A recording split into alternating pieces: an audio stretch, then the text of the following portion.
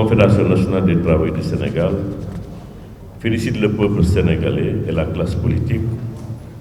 pour avoir préservé cet acquis démocratique de notre pays. Après l'achèvement de l'agenda politique par l'installation de la nouvelle Assemblée nationale et la nomination d'un Premier ministre suivi de la composition d'un nouveau gouvernement, l'État, à notre avis, doit se pencher à présent sur la situation sociale des populations. Aujourd'hui, toutes les conditions sont réunies pour que l'État s'engage résolument vers l'amélioration des conditions de vie et de travail des travailleuses et des travailleurs du Sénégal.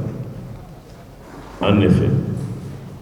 les populations vivent un calvaire sans précédent avec la dégradation continue du pouvoir d'achat, conséquence de la hausse incontrôlée des prix des denrées de première nécessité et des produits de consommation courante. De la santé à l'éducation, en passant par l'agriculture, l'élevage, le transport, les industries hôtelières, la pêche, les industries alimentaires, l'économie informelle, aucun secteur n'est aujourd'hui épargné par la crise. À peine sorti de la pandémie de Covid-19 avec les énormes sacrifices consentis par les populations et les travailleurs pour accompagner le gouvernement dans la lutte pour amoindrir les effets de la crise,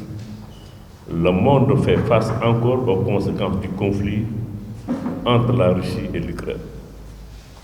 Cette crise, au-delà de son impact sur la stabilité du monde,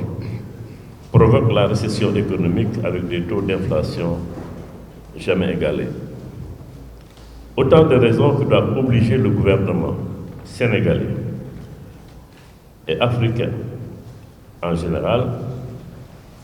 de prendre rapidement les mesures nécessaires pour sortir les populations de cette situation. Dernièrement, le gouvernement a initié une série de rencontres avec les employeurs et les consommateurs pour aborder la lancinante question de la vie chère. Tout en saluant l'initiative d'une telle rencontre, la CNTS dénonce vigoureusement la non-implication des centrales syndicales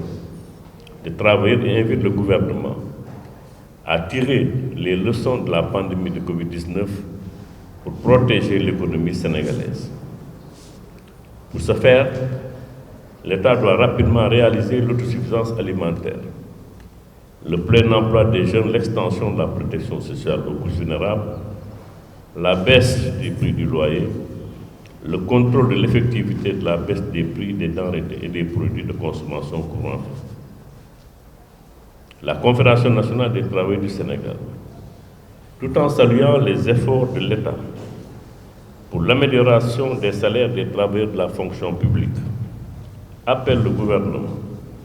à résoudre aussi les problèmes d'équité et de justice sociale dans les secteurs laissés en rade par les dernières augmentations de salaire des agents de l'État.